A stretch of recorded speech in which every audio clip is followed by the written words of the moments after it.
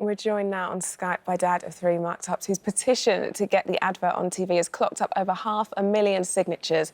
Broadcaster Julia Bradbury, who had to explain the advert to her children, and environmentalist Giles Clark joins us too. Good morning. So let's talk to Mark first, who started the petition.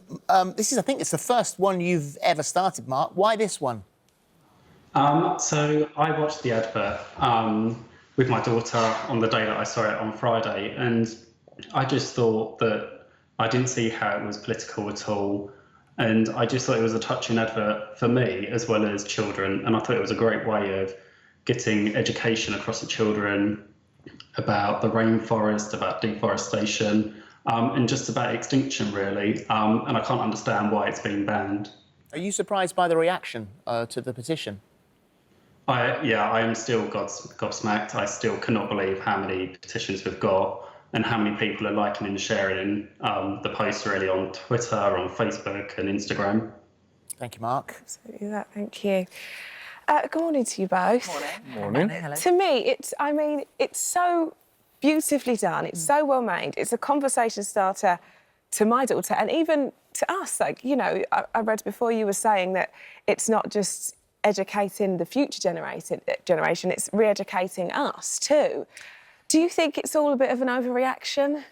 Definitely. I mean, it's a great shame for Iceland. They've invested a lot of money in this advert, and some people have suggested this is a whole PR stunt, and that because we're talking about it, that this is a better outcome for Iceland. That really isn't the better outcome for Iceland, because like every other big retailer, they wanted their adverts to be shown multi-platform. But actually what it is, it's educational, and a lot of us don't know how many products contain palm oil. For one thing, it's shampoos, it's laundry detergents, it's soaps, it's far-reaching and wide. And in a lot of products, it doesn't need to be there. And if a lot of consumers had the choice, they would decide not, perhaps, to choose a product that has palm oil in it. We've actually got some live pictures from Chester Zoo. They've got their orangutans there. These are live now, so we'll pop those up as we are. Just a tug on the heartstrings. Clearcast actually say, Clearcast is not a regulator. We do not ban ads. An advertisement contravenes the prohibition in political advertising if it is an advertisement which is inserted by or on behalf of a body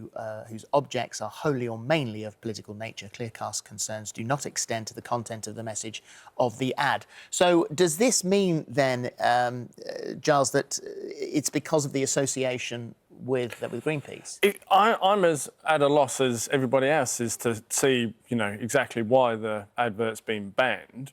If there was to be a silver lining, though, I think the conversation is now loud and clear and far-reaching because of that move. Whereas if it had gone ahead as planned, I'm sure it would have made some noise, but I think we're probably talking about it much more vigorously now than what we would have necessarily done before. And I think, you know, credit to Iceland. They've done an incredibly bold move here as a supermarket, and they deserve, you know, the kudos for doing that. Well, they've done two things. They've decided that they're going to eradicate palm oil from their own brand products by 2018, which is a very brave step for a supermarket retailer to do.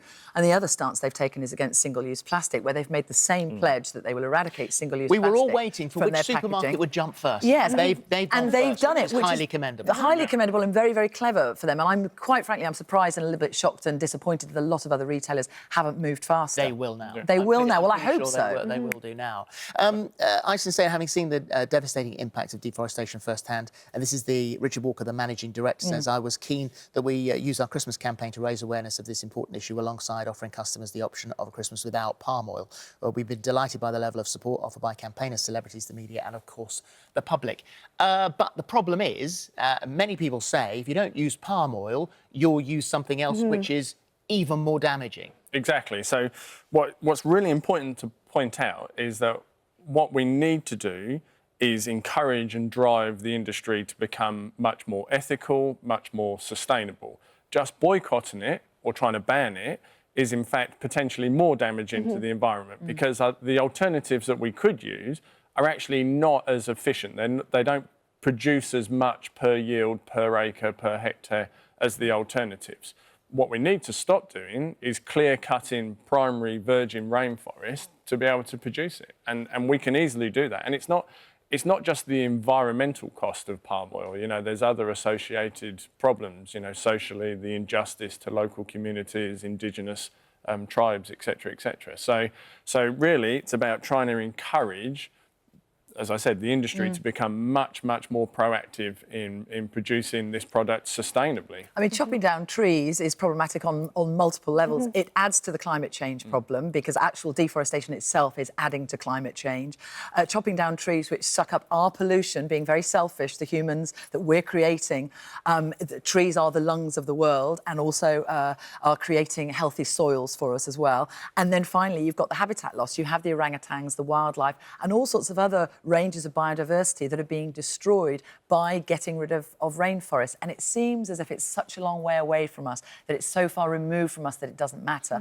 But it genuinely does. Yeah, 50% of the products that you buy in supermarkets will generally contain palm oil. And the tricky thing is that a lot of the time it's not just labelled as simply as palm oil, it goes under, you know, many names, hundreds of names, in fact.